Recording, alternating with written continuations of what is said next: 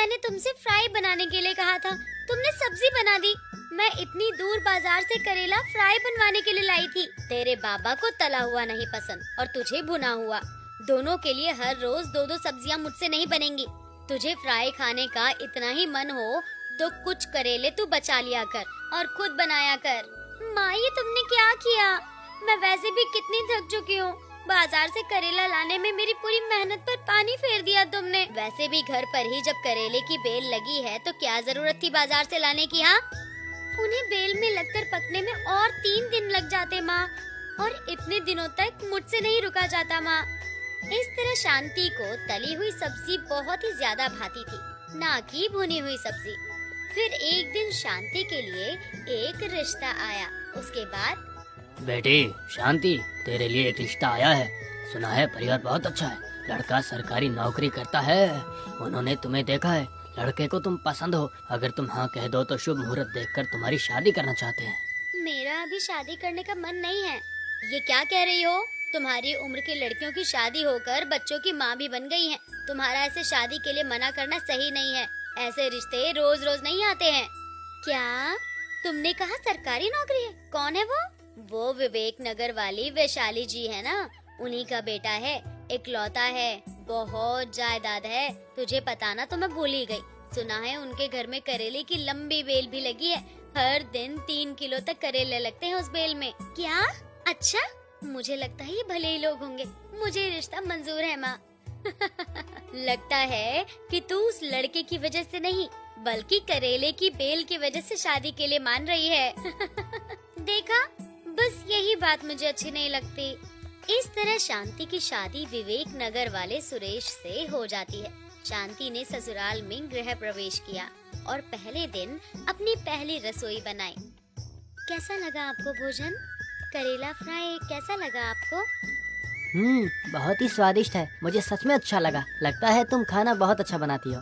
हाँ, क्यों नहीं। आलू फ्राई, भिंडी फ्राई, कचुंदर फ्राई और सबसे बढ़िया करेले का फ्राई, सभी कुछ बढ़िया बनाती हूँ।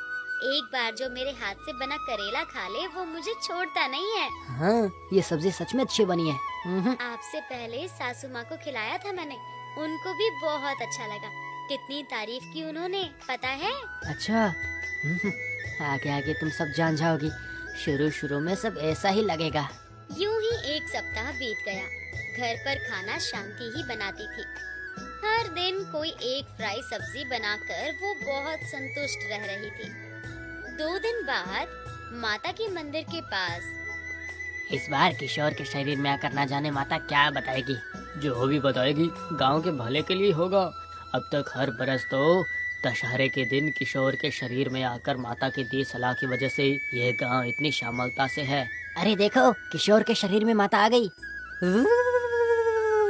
इस बरस की तुम सबकी पूजा से मैं बहुत प्रसन्न हूँ, इसीलिए इस बरस गांव में सही समय पर बरसात करवाऊंगी। फसल बहुत अच्छी होगी, किसान और व्यापारी खुशहाली से रहेंगे। मेरे बच्चों की खुशी मेरा दायित्व है। इस बरस तुम सबका कल्याण हो ऐसा आशीर्वाद देती हूँ। आहा, माता की कृपा हम गांव वालों पे ऐसी ही बनी रहे तो ये गांव हमेशा हरा भरा खुशहाल रहेगा। सुनिए, मैंने ऐसा कभी नहीं देखा। ये कौन है? क्या सचमुच इनके शरीर में माता आई है क्या? हाँ किशोर जी, इस गांव के पंडित जी हैं। हर बरस माता उनके शरीर में आकर इस गांव के निष्ट और अनिष्ट बताती है। आज के दिन वो जो भी कहती है गांव वाले उसका जरूर पालन करते हैं। सच? तो क्या सच में माता किशोर जी के शरीर में आई है? बाप रे, ऐसे देवताओं का मनुष्यों के शरीर में आकर उनके द्वारा मन की बात कहना मैंने पहली बार ही देखा है। ठीक है, चलो घर चलते हैं। माता का प्रसाद कितना अद्वितीय होता है ना। आपको क्या लगता है ये कैसे बना होगा? मैंने तो 2 बार खा लिया। मुझे कैसे पता होगा? प्रसाद मेरे सामने थोड़े ही बना था। हाँ, आपको कैसे पता होगा? खैर, मैं किसी भी तरह से 2 दिन में घर पर बनाऊंगी। यूं ही 1 महीना बीत गया। शांति ने खाना बनाकर सास को भोजन परोसा। उसके बाद, सासू माँ, आज मैंने आलू फ्राई बनाया है, खाकर बताइए तो कैसा बना है ये? देखो शांति, मेरी एक बात को समझो। तुम इस तरह हर दिन तली हुई चीज बनाओगी तो बहुत तेल खर्च होगा। तुम्हें पता है हमारे घर पर कभी भी तली हुई सब्जी नहीं बनती थी। शादी के बाद नई नई आई हो तो मैंने तुमसे कुछ भी नहीं कहा। अब से घर में तली हुई सब्जी नहीं बनेगी, हर रोज भुनी हुई सब्जी बनेगी, समझी? सास की बात को सुनकर शांति के दिल पर जैसे पहाड़ टूट पड़ा हो। वो स्तब्ध रह गई और कुछ भी नहीं कह पाई। सुनाई दिया? अब से इस घर में ऐसी तली हुई कोई भी चीज नहीं बनेगी, ठीक है? समझ गए, पर मुझे खाने में अगर कोई तली हुई चीज न रही तो मुझसे खाया नहीं जाता। वो सब तेरे मायके में चला लेना, यहाँ नहीं। तुमसे होता है तो ठीक, वरना कल से मैं खाना बना लूंगी। ठीक है सासू माँ, कल से मैं तला हुआ कुछ भी नहीं बनाऊंगी। उस दिन से शांति के खाने का तरीका ही बदल गया। हर दिन भुनी हुई सादी सब्जी बड़ी मुश्किल से वो खा रही थी। फिर आया संक्रांत का त्योहार। नमस्ते विशालक्ष जी, शादी के बाद ये हमारा पहला त्योहार है, इसीलिए मैं शांति और दामाद जी को त्योहार पर अपने घर ले जाने आया था। 1 हफ्ते में दोनों आ जाएंगे। ठीक है, ले जाइए, पर बेटा अपने काम के चलते इतनी छुट्टियां नहीं ले पाएगा। आप अभी शांति को ले जाइए, त्योहार के 2 दिन बाद बेटा सुरेश वहाँ आ जाएगा। जैसा आप कहें, तो फिर मैं आज शांति को ले जाता हूँ। यूं बेटी के ससुराल आकर पिता अपनी बेटी को घर ले गए। बाप रे, नरक से आखिरकार छुटकारा मिला। क्या हुआ बेटा? क्या ससुराल वाले तुझे परेशान करते हैं? बहुत दुख देते हैं। क्या बताऊं माँ, सास मुझे कुछ भी करने ही नहीं देती, तरह तरह की तकलीफ पहुँचाती है। जब से आई हो अजीब बर्ताव कर बड़बड़ाए जा रही हो। बताओ तो आखिर हुआ क्या है? आज जी और तू ठीक से तो हो? वो तो अच्छे हैं माँ। कहा तो सही, मेरी समस्या पति से नहीं सास से है। सटिया गई है वो। घर पर करेले का बेल तो है, पर एक भी दिन मुझे करेला फ्राई बनाने दिया हो तो बताना। तो तेरी परेशानी करेले की वजह से आई है। इतनी छोटी बात को इतना बड़ा क्यों बना रही हो तुम? तुम ऐसा ही कहोगी। कहा ना, हर दिन भुनी हुई सब्जी ही बनेगी घर पर, तली हुई बिल्कुल नहीं। बचपन से मैंने बिना किसी फ्राई सब्जी के खाना खाया है माँ। बताओ, मैंने इस शादी के लिए हाँ भी इसीलिए कहा था ना कि उनके घर पर करेले का बेल है, पर मुझे वही नहीं खाने को मिलता। तो तुमने करेले के बेल की वजह से शादी की? वाह रे सयानी लड़की। खैर, अब जितने दिन यहाँ रहेगी खा लेना, जी भर कर फ्राई खाना, पर ससुराल में छोटी सी बात को लेकर सास से बहस मत करना, समझी? हाँ, मैंने कभी कोई बहस नहीं की, हर बात मानी ही है बस। ठीक है, तेरी पसंद का करेला फ्राई बना देती हूँ, खाकर थोड़ा आराम कर लेना। लंबा सफर तय करके आई है, लगता है थक गई हो। ना जाने जब से आई हो क्या क्या कर रही हो तुम। यूं ही 4 दिन बीत जाते हैं। शांति का पति त्योहार के बाद लौटने का सोचता है। अब हम घर चलें शांति? मेरी सेहत कुछ ठीक नहीं लग रही, मैं 4 दिन रुक कर आती हूँ। आप जाइएगा, पापा मुझे घर पर छोड़ देंगे। अपनी सेहत का ख्याल रखना, ठीक होने के बाद घर आ जाना, ठीक है ना शांति? अभी मैं चलता हूँ। तेरी खाने की चाह की वजह से कितना झूठ कहा तूने। ठीक तो है ना तू? और 4 दिन रुककर मेरी पसंद की चीजें खाकर जाना चाहती थी, इसीलिए कहा है। इस तरह 4 दिन बीत जाते हैं और फिर शांति के पिता उसे उसके ससुराल छोड़ आते हैं। 1 सप्ताह बीत गया। शांति, मैं अपनी बड़ी बेटी के घर जा रही हूँ, शाम तक वापस लौट आऊंगी। घर का अच्छे से ध्यान रखना, ठीक है? हाँ, आप जाइए, आराम से हो आइए, मैं ध्यान रखूंगी। चलो, किचकिच करने वाली सास तो गई, शाम तक आएगी नहीं। जल्दी से करेले तोड़कर फ्राई बना लेती हूँ। ऐसे शांति ने अपनी मनपसंद फ्राई बना ली। खाना तो बन गया, पर सास को पता चल जाएगा कि मैंने फ्राई बना लिया है। वैसे ही उन्होंने कहा है कि वो शाम को लौटेंगी, पर अगर जल्दी लौट आई तो उन्हें देखकर पता चल जाएगा कि मैंने फ्राई बनाई है। ऐसा करती हूँ, घड़ा लेकर नदी किनारे पानी के बहाने चली जाती हूँ। चावल और फ्राई डिब्बे में लेकर नदी किनारे बैठकर खा लूंगी, ये ठीक है। उसके बाद वो एक घड़ा ले लेती है, साथ में डिब्बे में चावल और फ्राई लेकर वो नदी के किनारे के लिए निकल पड़ी। पर नदी के किनारे ऐसे लोग बैठे थे जो उसकी सास को अच्छे से जानते थे। इन सबको भी आज ही यहाँ होना था। इनके सामने डिब्बा खोलकर भोजन करने बैठ गई तो सब सवाल करेंगे कि घर में ना खाकर ऐसी बाहर क्यों खा रही हूँ। अब क्या करूँ? हाँ, इस समय मंदिर में कोई नहीं होता, मैं वहीं जाकर आराम से मंदिर में बैठकर खा लूंगी और किसी को पता भी नहीं चलेगा।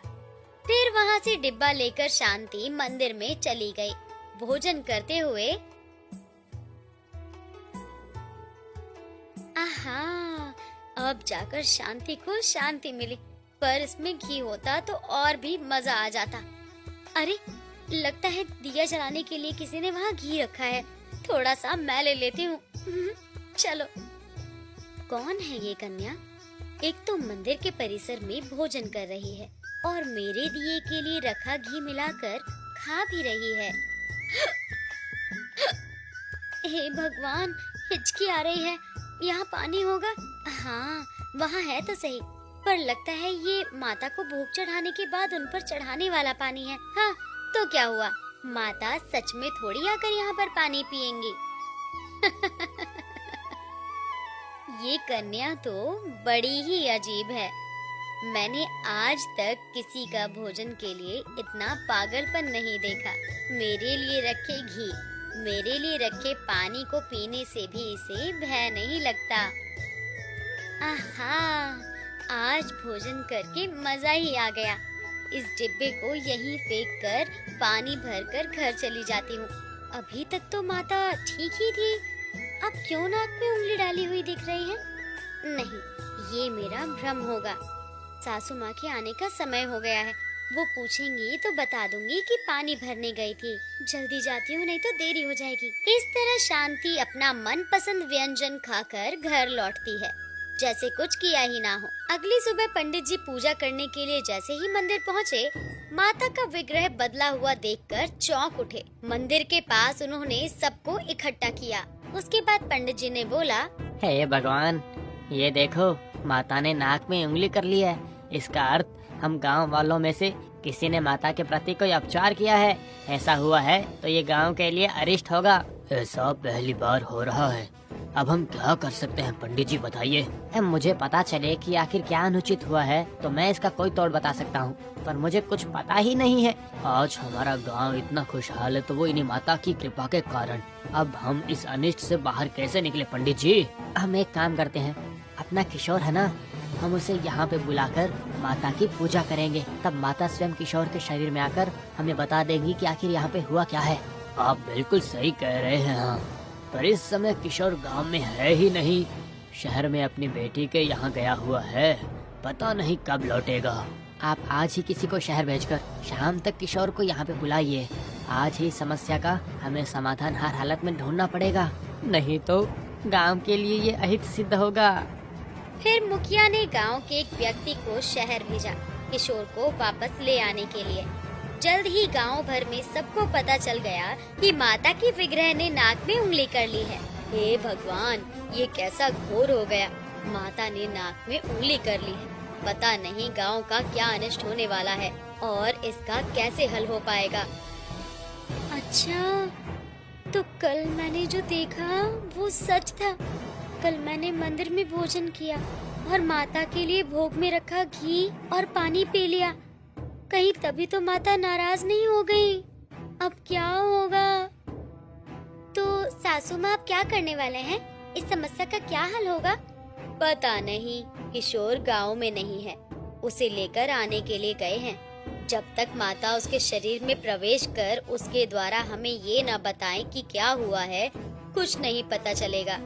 पता नहीं क्या होगा अब। हे भगवान, किशोर आ गया तो गांव वालों को पता चल जाएगा कि गलती मेरी ही है। मुझे जल्दी मंदिर जाना होगा। सासू माँ, मैं जा रही हूँ, मुझे देखना है कि माता क्या कहती हैं। चल, मैं भी चलती हूँ। यूँ वो दोनों मिलकर मंदिर चली गईं। वहाँ गांव वाले भी इकट्ठा होकर किशोर की राह देख रहे थे। उसके बाद मुझे कोई एक अवसर दे तो मैं माता से बात करना चाहती हूँ। क्या तुम माता से बात करोगी? तुम्हें लगता है कि माता तुमसे बात करना चाहेंगी? मैं माता की परम भक्त हूँ, वो मुझसे जरूर बात करेंगी। देखो, किशोर को आने में तो थोड़ा समय लगेगा। तब तक अगर ये प्रयास करना चाहती है तो आराम से कर सकती है। ठीक है, जाओ फिर कर लो बात और लौट कर बताना कि माँ ने तुमसे क्या कहा। उसके बाद शांति सीधा माता के पास चली गई। हे माँ, मैं भोजन प्रिय हूँ, मुझे तला हुआ करेला बहुत पसंद है। अपनी सास के वापस लौट आने के डर से मैंने जल्दी जल्दी में आपके लिए रखा घी और पानी ग्रहण कर लिया। मुझसे अनजाने में भूल हो गई, मुझे क्षमा कर दीजिए। तुम बड़ी शरारती कन्या हो। ठीक है, तुमने अपनी गलती मान ली है, तो मैं उंगली हटा देती हूँ। सच माता, आपका बहुत बहुत धन्यवाद। आगे से मैं ऐसी भूल कभी भी नहीं करूँगी।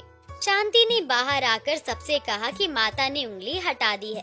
परम भक्त शांति से स्वयं माता ने बात की। ये जानकर गांव वाले सभी शांति का बहुत सम्मान करने लगे। उस दिन के बाद सास के मन में भी बहू को लेकर मान बढ़ गया। शांति जो भी पकाना चाहती थी, सास उसे मना नहीं करती थी। इस तरह शांति हर दिन अपना मनपसंद